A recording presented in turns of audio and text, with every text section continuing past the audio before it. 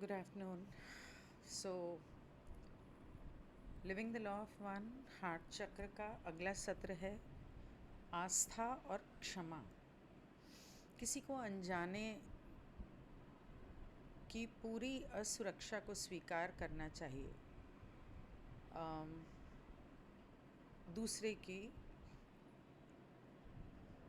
कमज़ोरी या उसकी असुरक्षा को स्वीकार करना चाहिए, जैसे व्यवहार करना चाहिए जैसे कि वो वफादार हो। क्योंकि केवल जब कोई इस तरह से कार्य करता है तो आध्यात्मिक विकास की प्रक्रिया तेज़ हो जाती है, ताकि अंततः उसे सृष्टिकर्ता के साथ निवास का तत्काल अनुभव हो सके। मतलब कि अगर कोई कमज़ोर है, इनसिक्योर है या सत्य को नहीं जानता है, तब भी उसके साथ व्यवहार ऐसा करना चाहिए या खुद के साथ ऐसा करना चाहिए कि ठीक है, हमें कुछ नहीं आता, लेकिन फिर भी हम वफ़ादार हैं और ईश्वर की खोज या सत्य की खोज में निकले हैं। या अगर किसी को नहीं भी जानते हैं तो खुद अपने स्वभाव को उनके हिसाब से बदले नहीं, जो मुझे समझ में आ रहा है।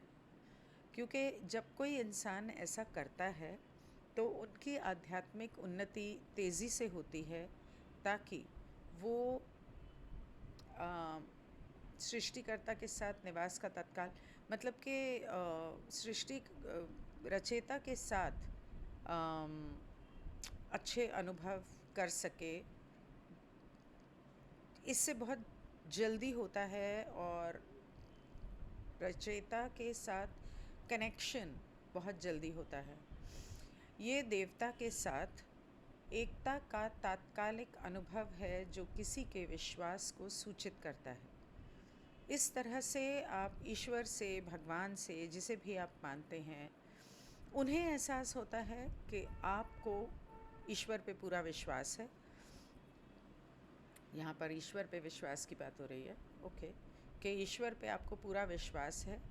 और अवतार पैटर्न, और जब आप अपनी इस ज़िंदगी में जो आपने जन्म लिया है, इसमें आपके सारे अनुभवों के बावजूद इस तरह से व्यवहार करते हैं तो वो बहुत ही ईश्वर के लिए इम्पॉर्टेंट हैं। मतलब कि गोल्डन हैं, सुनहरे क्षण हैं उसके लिए। और वो उन्हें बहुत दिल से लगाकर उन यादों को रखता है।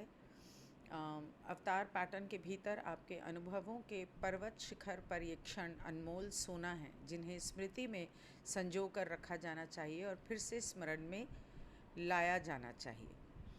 मतलब कि आपके लिए, ईश्वर के लिए ये जो पल होते हैं जिसमें पूरा विश्वास और श्रद्धा होती है, उसमें उसे जब आप बार बार याद करते हैं, वो पल बहुत सुंदर होते हैं। उसे जब बार बार आप याद करते हैं और उस हिसाब से जीते हैं तो वो बहुत आपके लिए, और आपके लिए तो हैं ही क्योंकि ईश्वर आपके द्वारा अनुभव ले रहा है, तो उसके लिए भी बहुत ही महत्वपूर्ण पल हैं।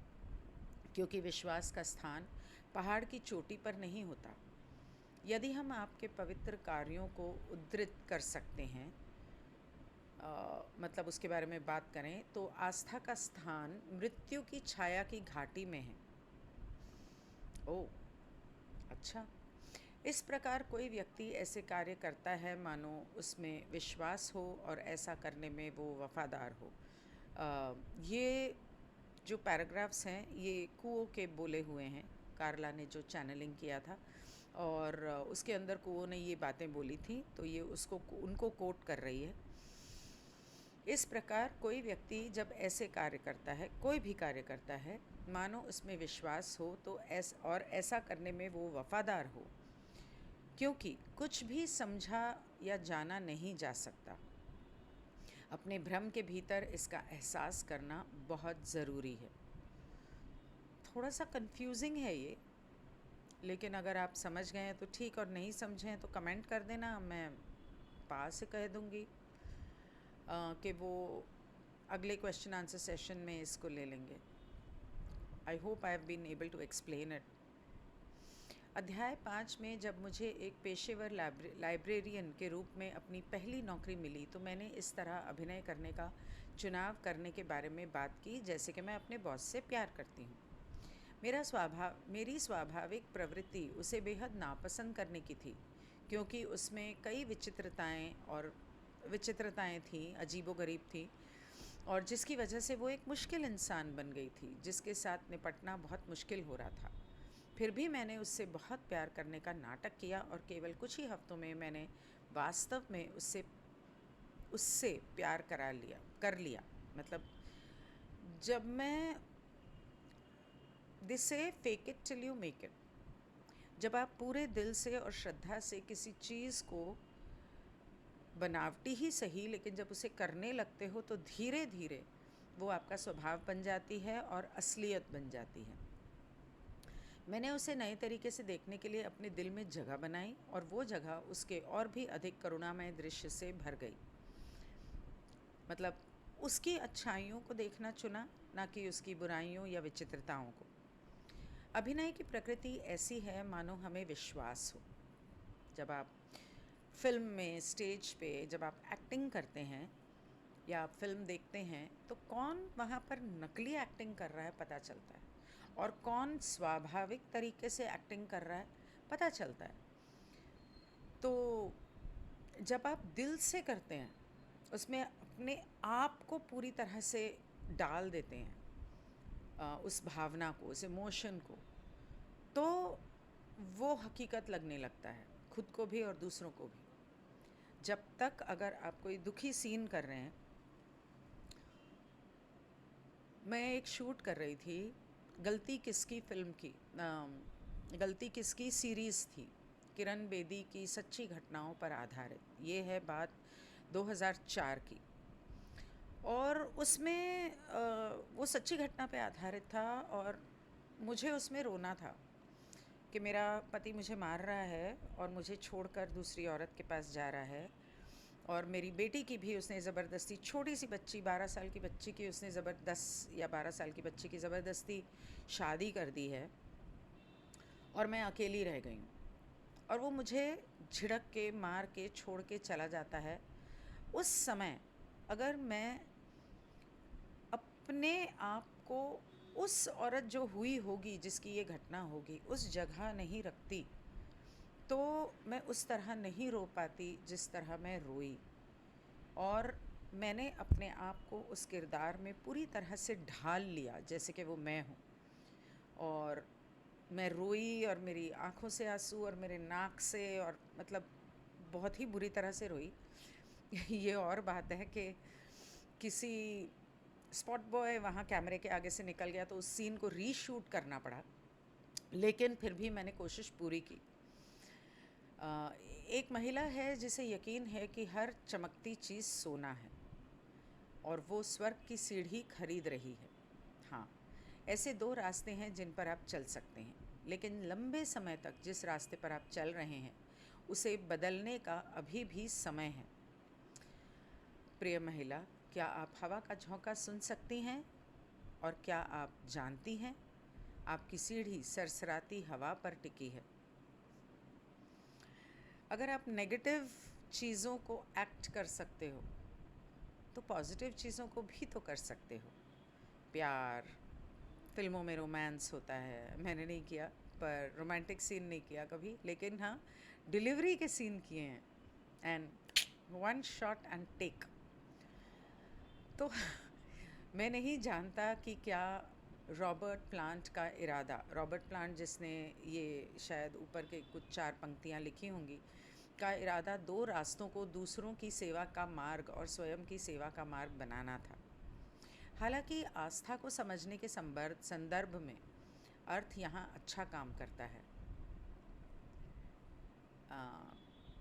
मतलब इन 4 पंक्तियों में जो अर्थ है, या ये जो दूसरों की सेवा या खुद की सेवा का अर्थ उसने निकाला है कार्ला ने, स्वयं की सेवा का मार्ग भौतिकवाद का मार्ग है, उस सीढ़ी और घर को खरीदने का मार्ग है जिसका वो हिस्सा है। यदि आध्यात्मिकता स्वयं की सेवा करने वाले व्यक्ति द्वारा अपनाई जाती है तो ये एक ऐसी आध्यात्मिकता है जिसमें सभी चीज़ें ज्ञात होती हैं। आपको सब पता है उसमें कि आपको क्या चाहिए, क्या है, क्या नहीं है। नकारात्मक मार्ग उन सभी चीज़ों के बारे में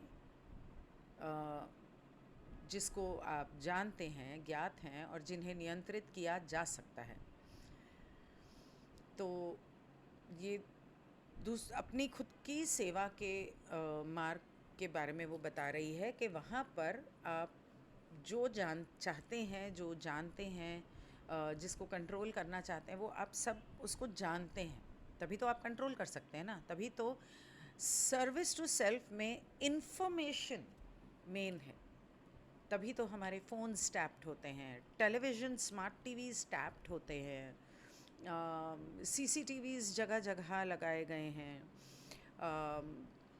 हमारा सारा सोशल मीडिया जो है उसकी डिटेल, हमारी ईमेल वगैरह हर चीज़ की डिटेल गूगल के पास पहुंचती है, माइक्रोसॉफ्ट के पास पहुंचती है। हमारे लैपटॉप और फ़ोन हर सारे कुछ माइक्रोसॉफ्ट के बिना चल ही नहीं सकते, विंडोज़ के बिना। खिड़की, आपको याद होगा रा ने इस बारे में बात की थी कि नकारात्मकता धरती के ऊपर सिर्फ क्वारंटाइन में खिड़कियां बनती हैं तो आती है। खिड़की हठधर्मी धर्म सही और गलत, स्वीकार्य और अस्वीकार्य के निश्चित ज्ञान की भावना प्रदान करता है।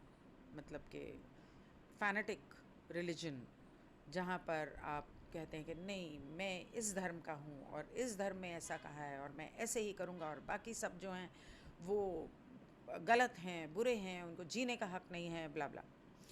नकारात्मक सोच वाले लोग अक्सर धार्मिक आस्था का दावा करते हैं, लेकिन उनका विश्वास उन्हें बताता है कि केवल वे ही लोग स्वीकार्य हैं जो उनकी तरह विश्वास करते हैं, उनकी तरह उस धर्म पे विश्वास करते हैं। वे जो सीढ़ी खरीद रहे हैं वो काले और सफ़ेद, सही और गलत का स्थान है। ये एक मजबूत स्वाभिमानी घर का हिस्सा है। भले ही ये रेत पर बना हो, लेकिन कुछ लोगों के लिए ये एक आश्वस्त करने वाली जगह है। सभी मूल्यों को सीखा जा सकता है। सभी मूल्यों को रोट से, मतलब रट कर सीखा जा सकता है और बिना सोचे समझे स्वीकार किया जा सकता है। ऐसा होता ही है धर्मों में। फिर उन मूल्य, कानून और लॉ में भी ऐसा होता है, शायद नहीं। फिर उन मूल्यों का उपयोग न्याय करने, निंदा करने और खुद को दुनिया के अधिकांश अन्य लोगों से अलग करने के लिए किया जा सकता है, जो कि किया ही जा रहा है।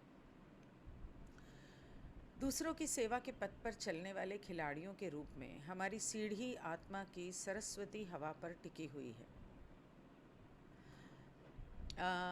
मतलब कि हम खिलाड़ियों के लिए जो दूसरों की सेवा के पथ पर हैं, हमारी जो सीढ़ी है वो इस तरह की एक हवा, ईश्वर की आत्मा की हवा, जो वो हमारे अंदर आत्मा है, ईश्वर का अंश है, उस पर टिकी हुई है। तभी उसने सरस्वती कहा। सरसराती हवा पर टिकी हुई है, मतलब वो डोल सकती है।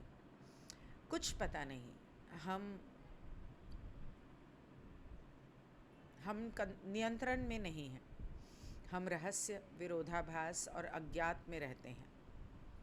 हमारे पास इस बात का कोई भौतिक प्रमाण नहीं है कि हमारे विश्वास में योग्यता है, केवल अंतर्ज्ञान है।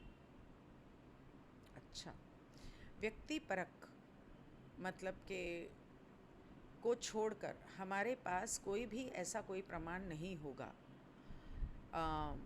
हम अपने हिसाब से जब इसको समझने की कोशिश करते हैं, हर एक के व्यक्तिगत हिसाब से, तभी उसी लेवल पर हमारे पास कोई ऐसा प्रमाण नहीं होगा कि व्यक्ति परक को छोड़कर, मतलब हम अपने लिए जो सोचते हैं हमें सिर्फ उतना पता है, बाकी उसके अलावा कि मेरे साथ ऐसा हुआ तो मुझे पता है कि ऐसा होता है, तुम्हारे साथ ऐसा हुआ नहीं हुआ वो तुम जानो, या दुनिया के साथ ऐसा होगा नहीं होगा वो जाने, क्योंकि हर एक का विश्वास अलग है, हर एक की आस्था अलग है, उस हिसाब से अनुभव अलग है।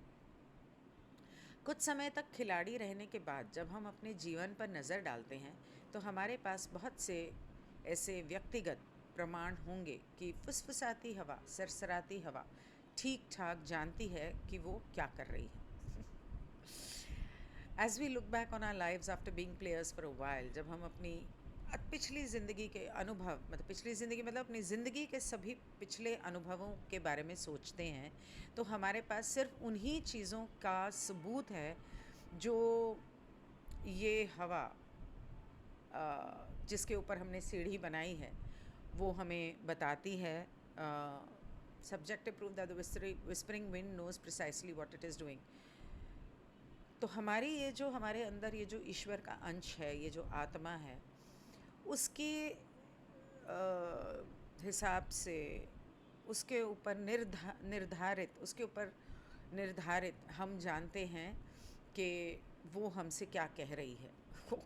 God, this is difficult. हालांकि शुरुआत में हम सभी मूर्ख हैं, शुरुआत में तो हम सभी मूर्ख होते हैं, कुछ पता ही नहीं होता।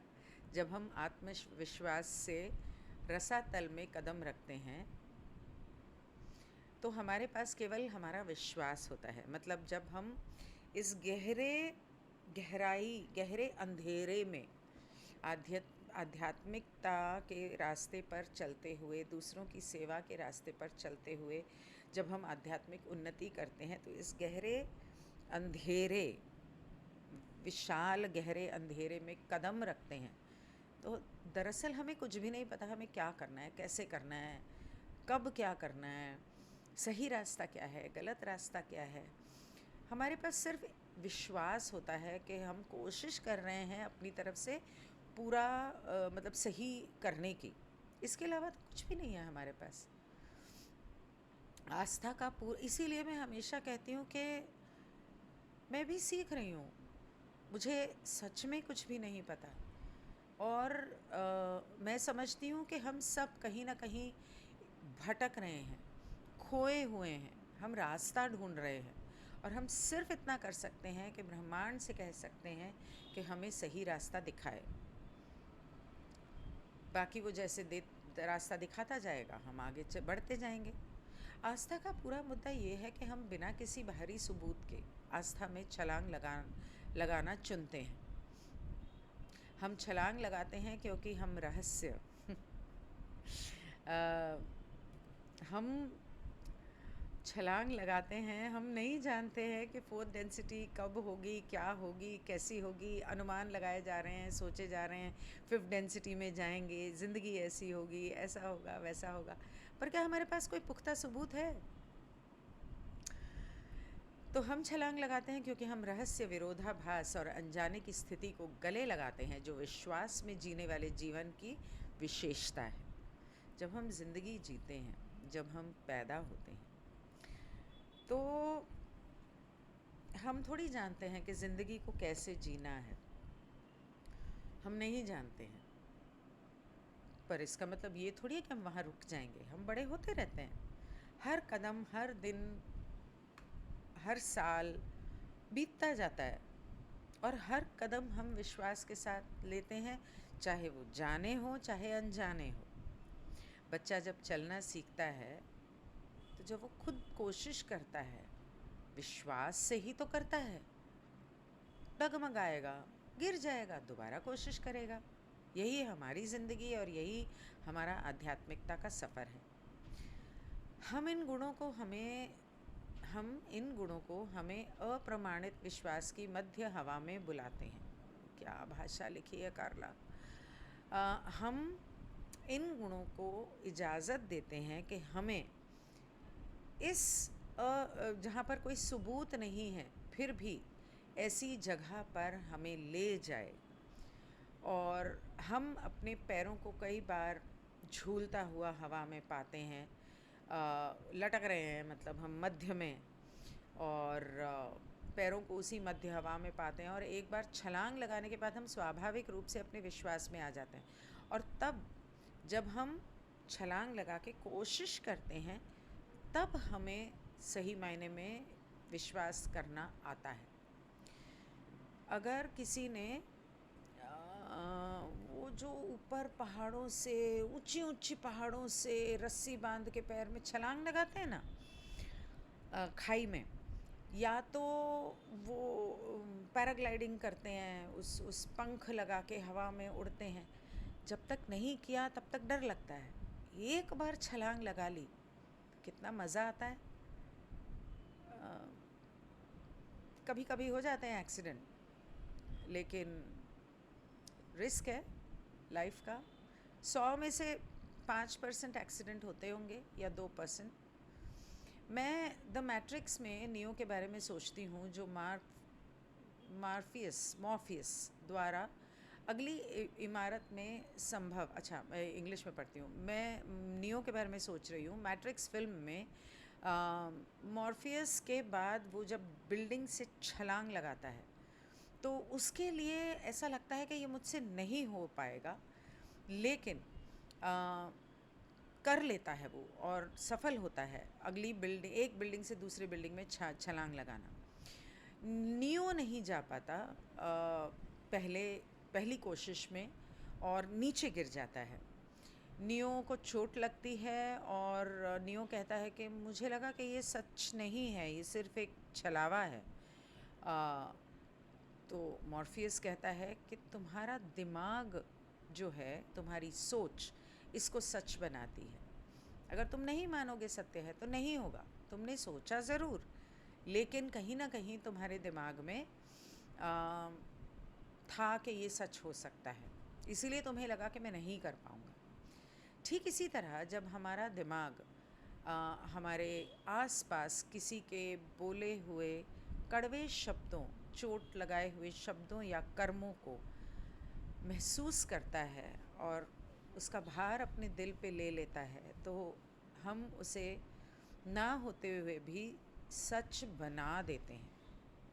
वो सच होता नहीं है, हम बना देते हैं। केवल तभी वे हमें चोट पहुंचा सकते हैं या हमें असंतुलित कर सकते हैं, अगर हम उन्हें इजाज़त दें, हम उन्हें वास्तविकता बना दें।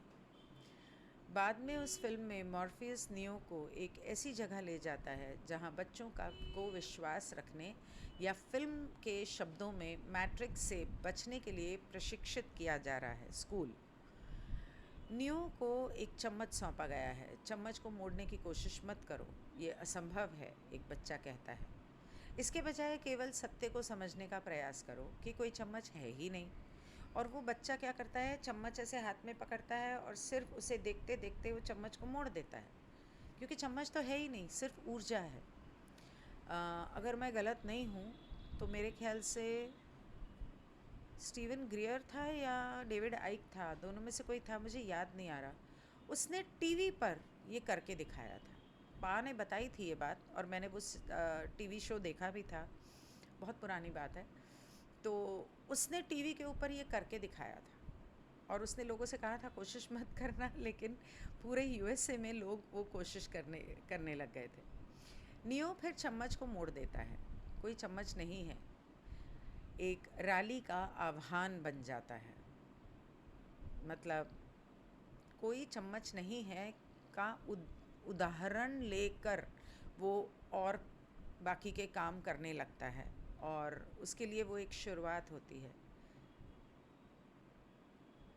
जिससे नियो को ये एहसास होता है कि वास्तविक दुनिया एक भ्रम है, जबकि आदर्शों और शुद्ध इरादों के प्रति होने वाली अवास्तविक दुनिया ही एकमात्र सच्ची वास्तविकता है। और इससे नियो को ये एहसास होता है कि जो रियल वर्ल्ड है, ये जो सच्ची दुनिया है जिसे हम सच मानते हैं, ये एक विरोधाभास है, ये एक माया जाल है।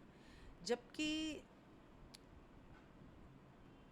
हम जो सोचते हैं, हमारे जो इरादे होते हैं, हमारे जो क्या बोलते हैं उसको,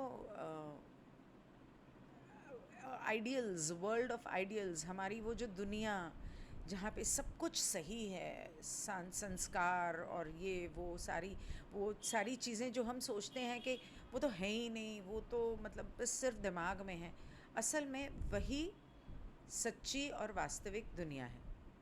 ये सेशन थोड़ा लंबा है, लेकिन इसको मैं एक ही हिस्से में करके ख़त्म करना चाहती हूँ, क्योंकि 2 के लिए ये बहुत छोटा है।